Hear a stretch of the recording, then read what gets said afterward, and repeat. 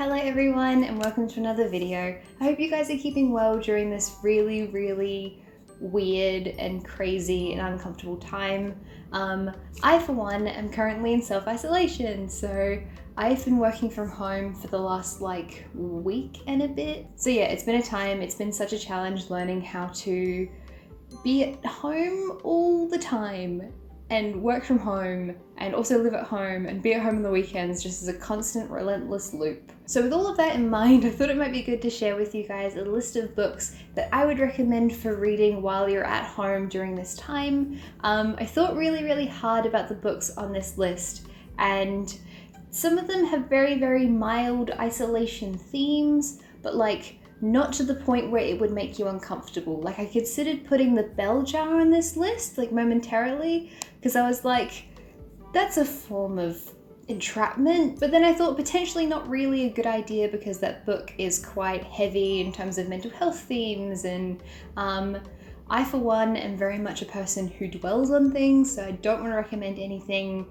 down that road to you guys at the moment. So these are 8 happy, wholesome, really good books for you to read while you're at home during this time. I tried to make it a reasonable spread of different genres and different sort of things so that depending on your tastes, hopefully there's something here that you will like. The very first book on this list is The Lost Flowers of Alice Hart by Holly Ringland. This is one of my favorite books ever. It is such a beautiful story and it features so much lovely natural imagery and nature. The setting is really strong in this book.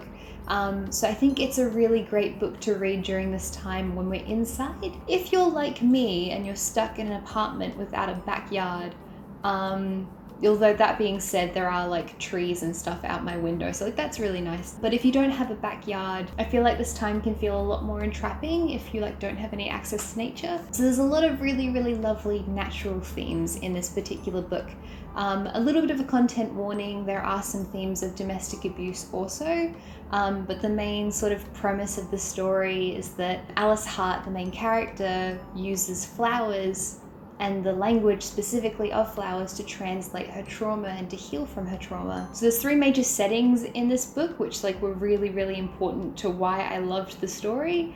So there's the coastal setting, and then there's the rural countryside setting, and then there's the outback desert setting. And the way Alice sort of travels between these 3 is really important to her journey. And this book is really strong on imagery and setting, and when I read it, it really transported me into these places. And I don't tend to love Australian contemporary lit, so this book was astounding and really good and excellent if you just want to dive into a different place and a place that's described really beautifully. Book number 2 is this one. It is Convenience Store Woman by Sayaka Murata. I read this book recently and it is really good. So very small. This book is tiny. This particular book is about a woman who is in her 30s who works at a konbini in Japan. So that's a convenience store. So 7-Eleven or Family Mart or something like that. And sort of the societal expectations that get put onto her and how she's forced by the people around her to not feel fulfilled in her life because they expect her to do more than work at a convenience store. She's supposed to have a career, she's supposed to have a family, she's supposed to have a husband, and all of this other stuff. And it's just sort of about her and her life. Without wanting to give away any spoilers, I think what really made this book special for me was the perspective that this is told from and the psychology of the narrator. She thinks about things in a very not normative sort of way, and the book depicted that in a really unapologetic way, in a way that absolutely normalized her thought process and humanized her, and I loved that. In terms of how it feeds into isolation, she's sort of trapped in the expectations of society, and it just looks at how she's expected to behave. Also, just quietly, I love convenience stores in Japan, and so the fact that convenience stores were described over and over again made me really happy and comforted. That was another bonus of this book. So brilliant book, I love it. Very cute cover, it's pink. You can get a yellow or a blue version too, they're really lovely. Book number 3 is Jane Eyre. This one's quite a bit larger than the last book. This is a classic, obviously, written by Charlotte Bronte in 1847. So this book is a little bit older. I have the penguin cloth-bound version, which makes me very happy because the book is quite pretty, but one of the beautiful things about reading classics at this time is that a lot of them are out of their copyright, which means that you can buy them from Kindle or you can get them online either for free or for really, really, really cheap. Again, no spoilers, there's a particular character in this book who knows quite a lot about isolation. That's all I'm gonna say on that. But this book pretty much is about a young woman who grows up as an orphan. She has not a very fun sort of childhood. She goes to this institution, she doesn't have a great time, and then eventually she becomes a governess at a creepy house for this little girl that's looked after by this like extravagant man named Mr. Rochester. And in true Gothic sort of style, the house is very creepy. There are things that don't make sense. There's a beautiful like sort of love story which is interesting. The book is brilliant. As far as classics go, this is one of my favorite. It's really charming. There's bits of it that are quite funny, and there's also bits of it that quite spooked me as well. But overall, a very good Gothic, spooky sort of book. Book number 4 is Sapiens by Yuval Noah Harari.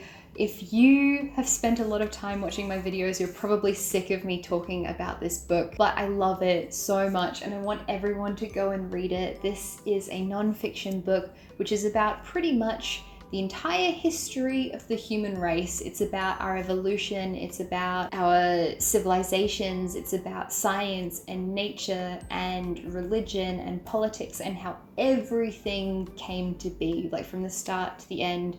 Well, not the end, hopefully. From the start up until pretty much where we are now, the story of Sapiens and how we got to where we are and who we are. The author is absolutely brilliant at picking out the most intriguing and the most interesting and the most brilliant things. This book made me think about things like animal agriculture and money in new ways that I had never thought of before. Like I studied economics and this book I found really, really interesting in how it looked at like economic structures and like how we work, and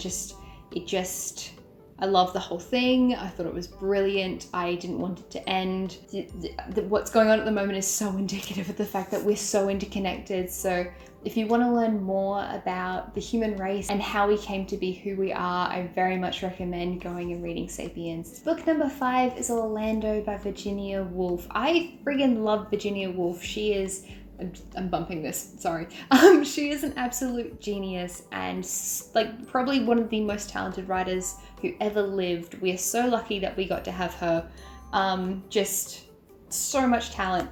I love this book. It's about a young man named Orlando who lives over the course of several hundred years, undergoes a gender change, and just has the most interesting life. And it's just an incredibly decadent, interesting book to read. It's sort of structured like an autobiography, as if this whole thing is fact, but obviously a person can't live from like the Elizabethan period until the 20s, like the 1920s. So the main character in this book obviously isn't real and factual, but it is a beautiful story with beautiful imagery. If you're into literature, particularly literature from the high modernist period, so like stream of consciousness, James Joyce, Virginia Woolf, all that kind of stuff, definitely recommend this book.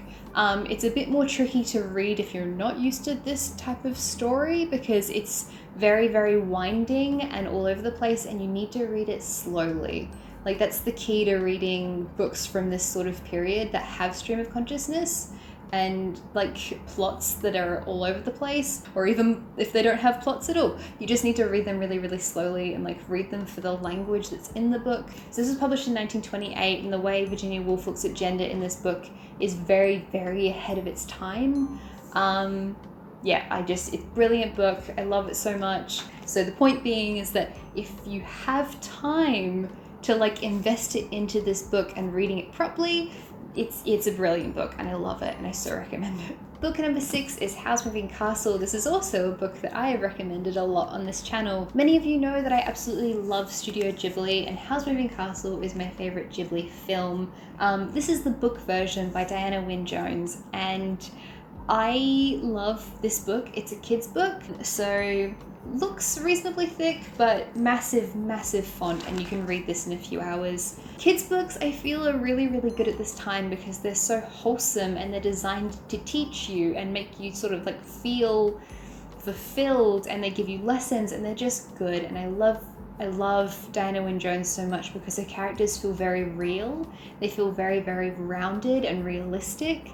And it's just, the worlds she creates are so enthralling and beautiful, and I love them so much. One of the big benefits of this book, if you're into Studio Ghibli, you get to know all about the backstory of Howls. So Howl isn't his real name, he's actually Welsh. You find out how he got into this world, and you find out so much more about the backstory, and you understand a lot more about how the castle works too. So if you like Howls Moving Castle the movie, I cannot recommend this book enough. Diana Wynne Jones is an exceptional author, and I love this story. I'm desperately due to reread it soon, so I'm probably going to read it soon as well.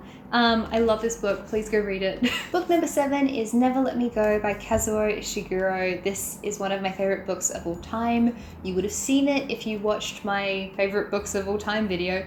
But this is a brilliant book. It's difficult to describe this book without giving away spoilers. So how do I describe it? Okay. It's about a young woman named Kathy H, and it is effectively about her life and who she is and how she lives her life. It's sort of like, it feels a little bit like a retrospective boarding school novel, because she looks back on pretty much her childhood in this boarding school in the UK, except that this is not an ordinary story. Just the genre of this book sort of gives away too much. It's kind of science fiction, right? Like and that is the extent of what I'm gonna say on the book. You need to go and read it. It's beautiful. Bawled my eyes out reading this book. I cried so much.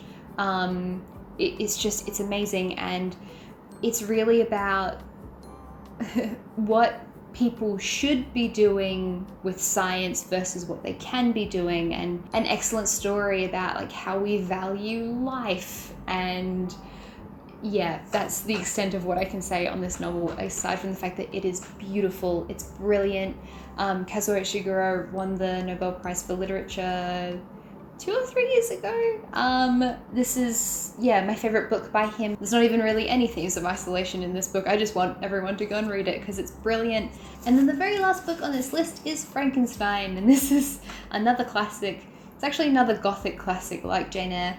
The reason I'm recommending this book is A, it's brilliant, it's amazing. Again, because it's a classic, you can find it for really, really cheap, if not free, so it's accessible for everyone. But what's beautiful about this book is the way it sort of contrasts industrialization with nature, and like God versus science, and again, what we should be doing versus what we can do. If you don't know the story of Frankenstein, it is about a doctor named Dr. Victor Frankenstein who animates a creature from nothing. The creature doesn't have a name, he gets called demon or monster, and how his decision to play God sort of follows him around and like haunts him. So it's very, very creepy, and again, gothic. It's a gothic story.